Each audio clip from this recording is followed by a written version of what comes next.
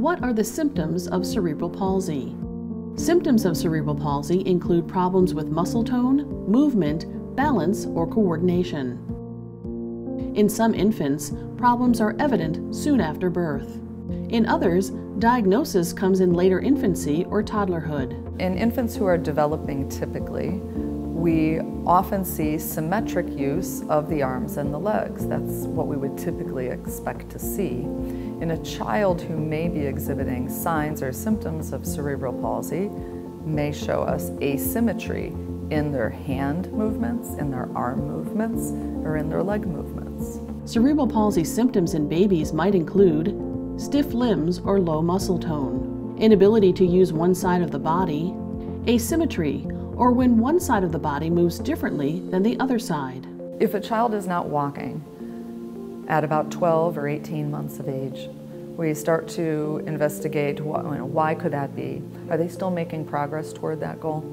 We're looking to see whether or not they're crawling yet. And if they're crawling, does that crawling look appropriate and symmetric with good movement that is going to suggest that they'll be able to walk soon? As a child grows, he or she might show additional symptoms of cerebral palsy, such as inability to hold up her head on her own, difficulty holding and using objects, clumsiness and frequent falling, losing previously acquired skills, toe walking, inability to sit on his own.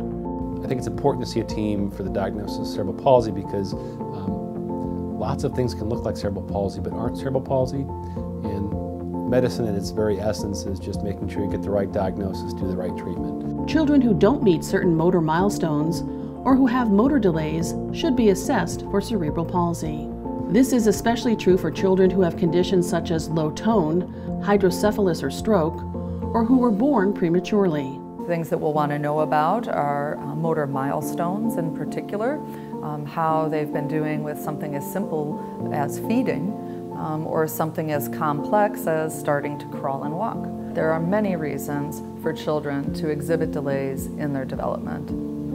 It's important for them to get in with their primary care provider, to have those motor delays investigated, and if the primary care provider feels that it's appropriate, then to refer to a center that can take a really good look at their child and give them some advice on how to move forward. Because cerebral palsy is a collection of disorders, symptoms and effects range from mild to severe. When we think about the child who has a more mild form of cerebral palsy, they're usually still able to make progress such that they will be walking. Many of those kids are going to walk on time, but walk with some asymmetry or a different walking pattern. The most common concern we hear in the motor delay clinic is parents realize that there's something not right and they need to make sense of that so we can begin to help the child. Diagnosis is one thing, but at the end of the day the parents just want to know what next, where do we go from here,